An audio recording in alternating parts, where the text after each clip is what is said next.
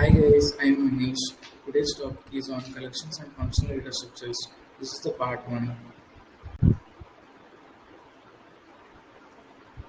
As you already know, Scala has a rich set of collection library, and that is what is the reason for using Scala for our functional programming. Collections are nothing but containers of things. These containers can be of varied types like sequenced, linear set of items like list, tuple, option, map, etc.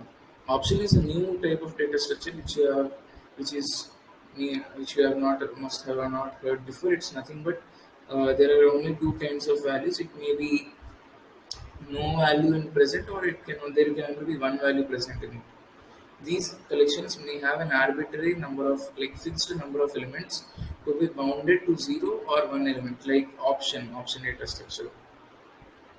Collections may be of two types, strict or lazy.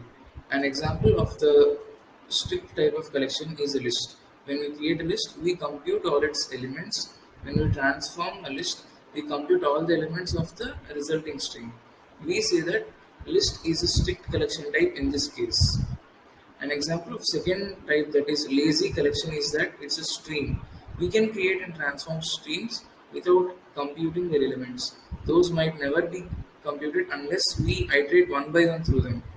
We say that streams are lazy in this regard. An object is mutable when we can modify one of its elements. An object is said to be immutable if no modifications are allowed in it. Mutable and immutable data structures. Immutable data structures cannot modify its value. Modification is achieved only by means of constructing a new data structure. That is, if you want to modify a list is an example of immutable data structure. If you want to modify a list, you need to construct another variable for another list and then copy the items from the previous list with an appended value.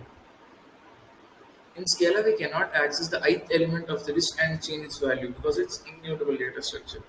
We proceed defining a new list with a different value in the ith position. This is an example to show that a head of a list is only the first element, whereas the tail of a list is the uh, entire list excluding the head. That's it. And when you want to add a new element 20, you have to create a new list y, and then with the new change. You cannot modify the x itself. In mutable data structure, we can access and modify the original data structure directly using the in place of ith element. In Scala, arrays are mutable. Arrays is an example of mutable data structure. We can access a given position and modify its value. This is an example for generating an array of 1, 2, 3, 4, copying it to y and accessing directly the second element 2 and then modifying it with 20.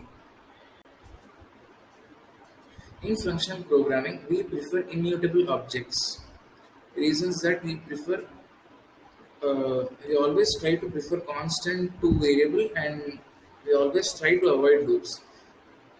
This is considered safer practices for programming and high level concepts. The language offers a large number of other collections and functions as well. Aspects related to collections are defined and implemented in different places, including classes, traits, and modules. A trait is nothing but an interface only with a partial implementation. In Scala, trait is a collection of abstract and non-abstract methods. List. As we have seen above, we can create a list with null keyword or cons or list. Recall from the example I have already shown in the previous slide. Uh, array. We can have arrays of any type. Recall from the previous slide which I have shown that arrays are mutable. This code illustrates an example. I have declared an array of string types of size 10, and directly I have accessed the ith position to initialize the values, 0th position, first position, and all.